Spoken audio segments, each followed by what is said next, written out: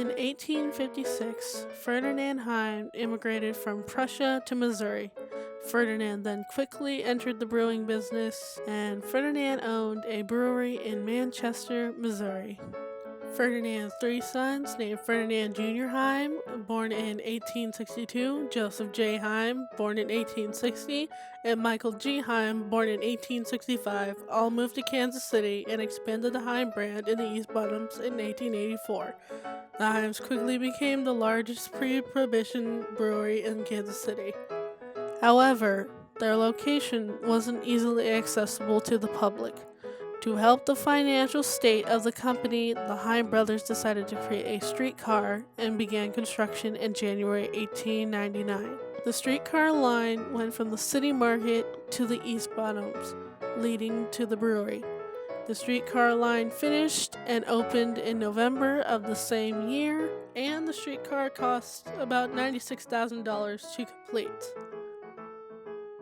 Unfortunately, this streetcar didn't increase sales, so the brothers decided to try something different.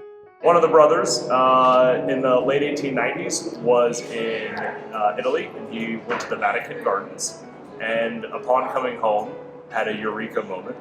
And his eureka moment was, we need to build a concept called Electric Park.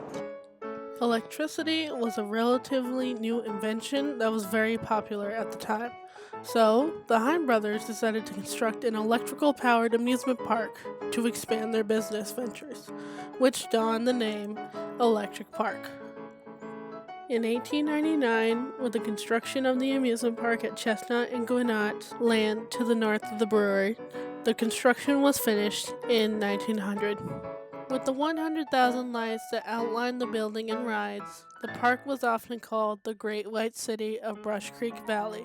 That brings the park to be successful for 7 to 8 years. The doors opened to the public on June 3rd of 1900.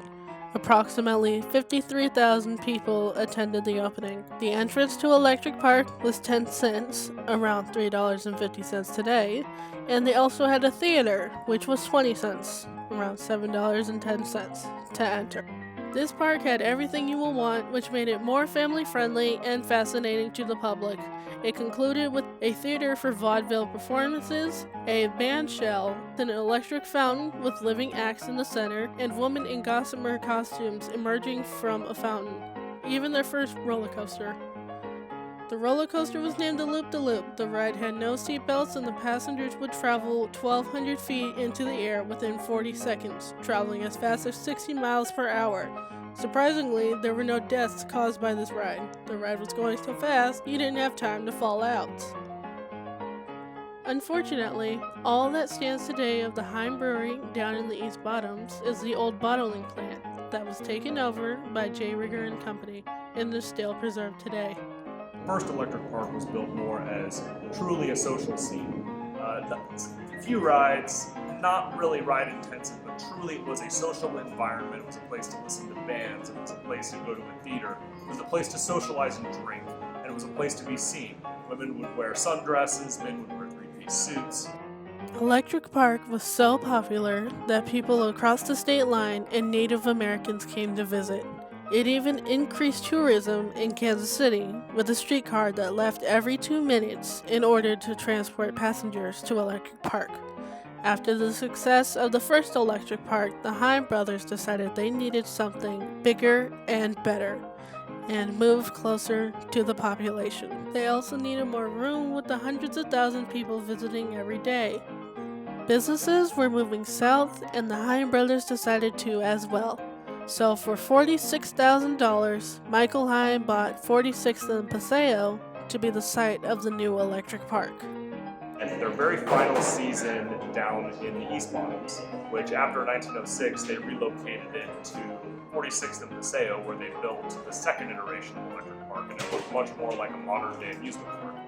By moving to the southern edge of the city, the park tripled in size. The second Electric Park had 27 acres of land and more than 100,000 lights. The park was so large and had 3 entrances with a 10 cents entrance fee.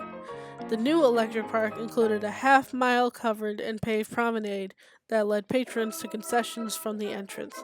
This new promenade ended at two white towers covered with 10,000 electric lights, each at the edge of their new pool. May 19th, 1907 was the opening day of the new electric park, with 53,000 people attending. This new park had a boardwalk, scenic railroad tours, a bowling alley, a balloon ascent, a skating rink, a photograph gallery. Yet for the first few opening days, the park was dry of alcohol. When Electric Park moved, they expected that their liquor license would go with them to their new location.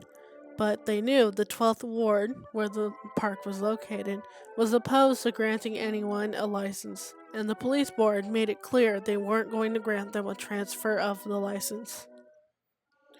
Even after long legal battles and petitions, the police board stayed firm on their verdict of not granting Electric Park its liquor license. But besides this, business does well for the next decade or so, even without the business of alcohol, before the business begins to run slow. I believe the real historical significance falls into how they borrowed concepts from the first park into their construction and ideation for the second theme park, one of which were water fountains everywhere because the public loved seeing the water fountain. And then the other one was a much larger choreographed fireworks display to signal the park's closing every night at the second park. The reason why that's all significant is because a little boy named Walt Disney lived just a few blocks away during the years of the second park and would sneak in very frequently. And two of the concepts that he used to motivate him to build his theme park empire were fireworks to signal the park's closing and water features everywhere. Two ideas that started right across the railroad tracks from where we're sitting today in the first electric park. The creator of Disney, Walt Disney, was said to have gathered inspiration from Electric Park when he was a young boy living in Kansas City, and he used the inspiration to create the amusement park Disneyland. Later, on May 26 of 1925, a fire engulfed much of the park in flames. A fire chief had confirmed that the cause of the annihilation was because of the electricity. A wire transformer in front of the bug house became overheated, which led the wire to break, and the wire fell on an extremely flammable building. As well, mounting taxes complicated things. Plus, a new park called Fairyland had opened a few years earlier. They admitted that the success of the 1925 season would make their final decision.